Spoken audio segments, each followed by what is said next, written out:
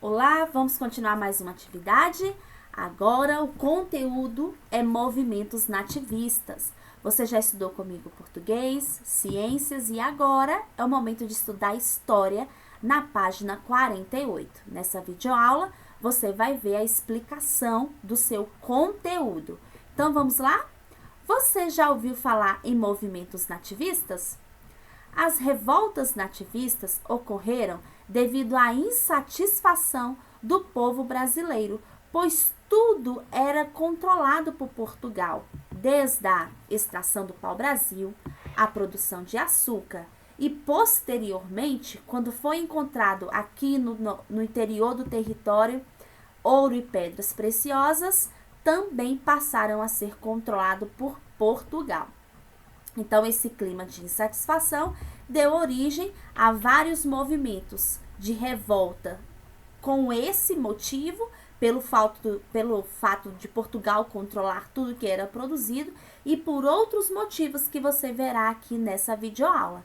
Então, você conhecerá a revolta de Beckman, a Guerra dos Emboabas, Guerra dos Mascates, revolta de Filipe dos Santos e Inconfidência Mineira. Vamos começar?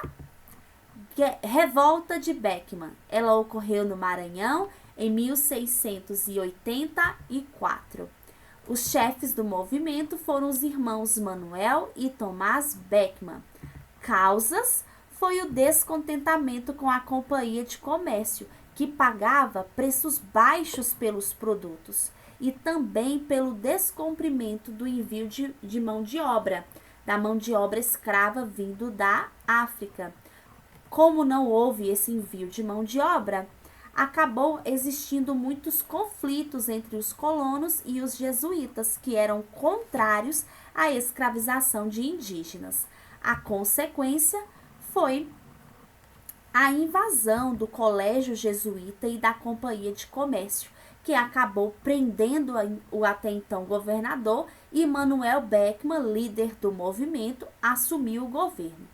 Para tentar controlar aí esse conflito, um ano depois desses acontecimentos, Portugal envia um novo governador que enfrenta Manuel Beckman e o condena à morte, dando fim assim à primeira revolta, a revolta de Beckman.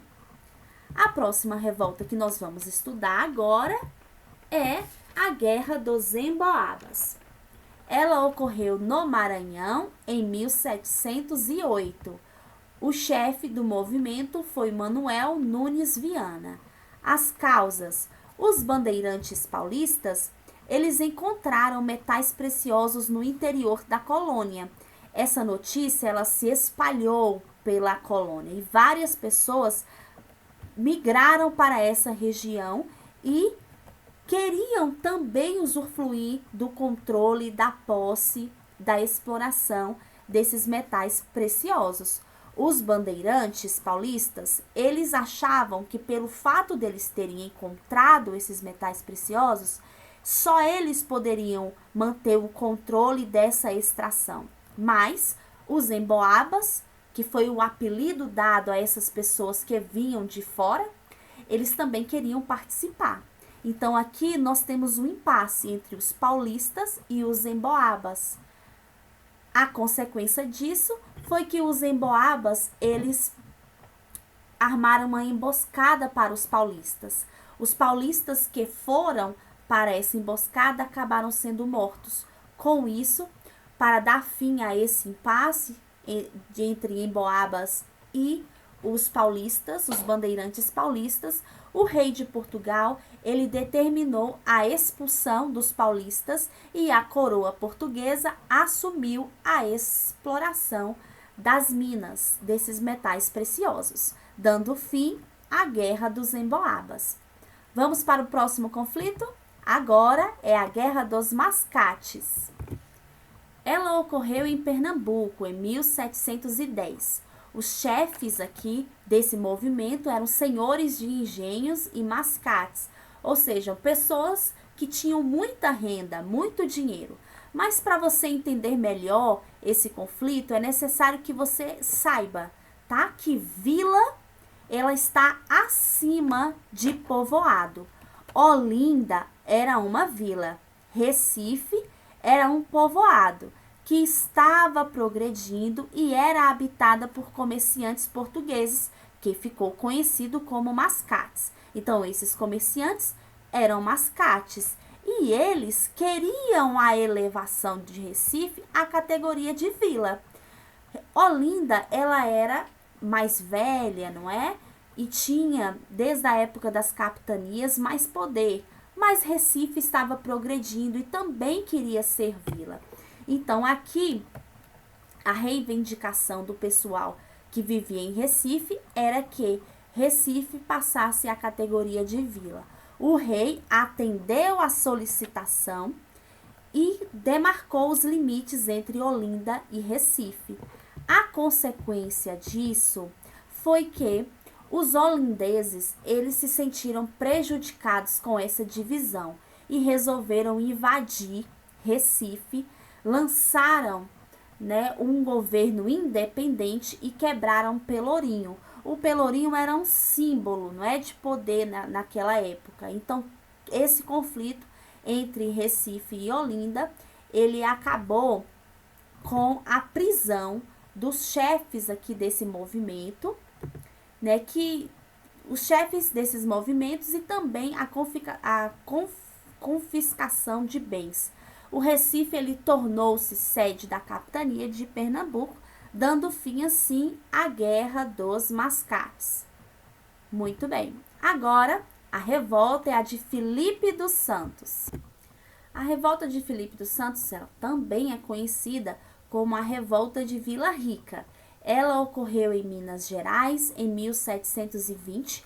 O chefe do movimento foi Filipe dos Santos, que também era um minerador.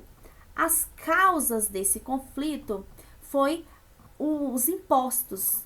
Um dos motivos foi um imposto, Portugal, ela queria controlar a extração de ouro e mandou criar casas de fundição.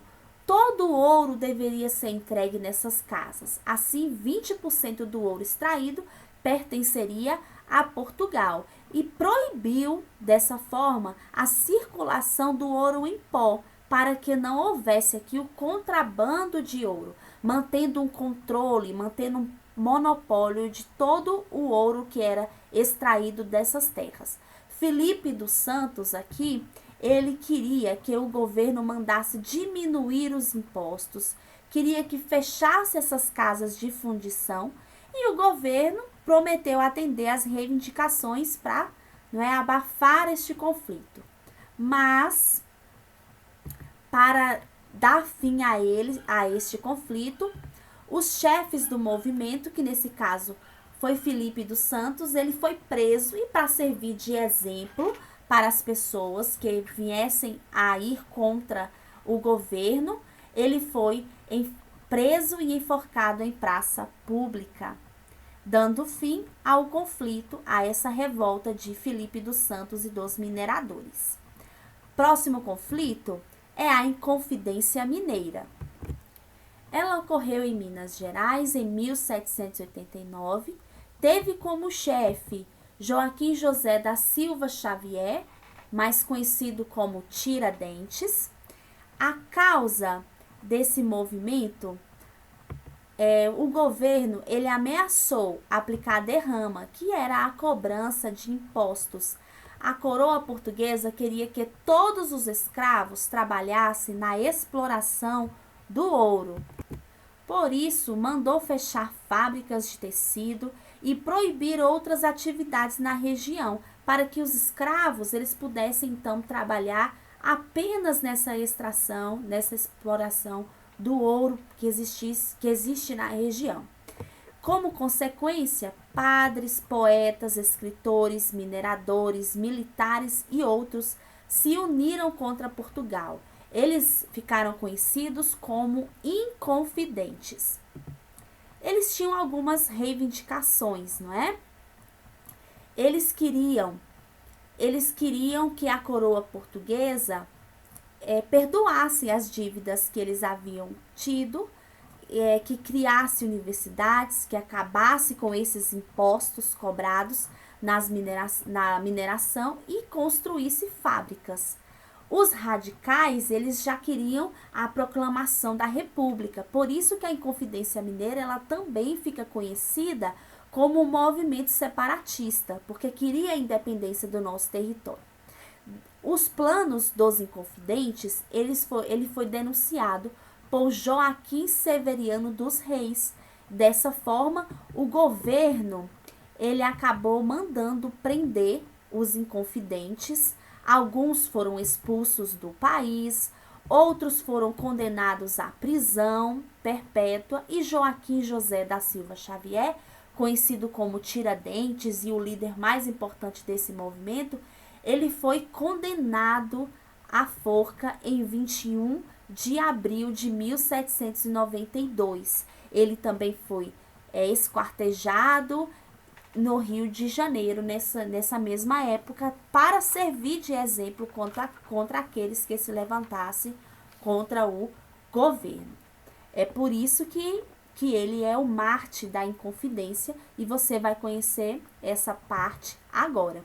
Tiradentes, mártir da Inconfidência Mineira.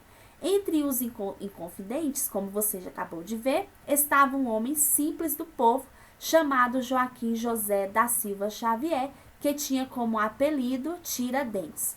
Quando o movimento ele foi denunciado, o governador de Minas ordenou que prendesse os revolucionários. Tiradentes foi condenado à forca, seu corpo foi esquartejado e colocado em postes, como exemplo para qualquer um que tramasse contra Portugal. Pela sua bravura de luta e morrer pela pátria, nós brasileiros consideramos Tiradentes o mártir da Inconfidência Mineira. Essa aqui seria a bandeira, né, que seria usada após a independência, não é? Após aí a independência, após a Inconfidência Mineira. A atual bandeira de Minas Gerais, ela é baseada na bandeira que seria adotada após a Inconfidência Mineira. Aqui nós temos escrito em latim o lema da Inconfidência Mineira, liberdade, ainda que tardia. Qual é o lema da Inconfidência Mineira? Liberdade, ainda que tardia. Muito bem, esse foi o seu conteúdo. É muita coisa, eu sei, por isso é necessário que você sempre faça a leitura do seu conteúdo. Agora você vai responder as suas atividades, são em 2 páginas, a 52 e a 53, e você vai responder sobre esses movimentos que você acabou de estudar. Então, boa atividade. Até a próxima aula. Tchau!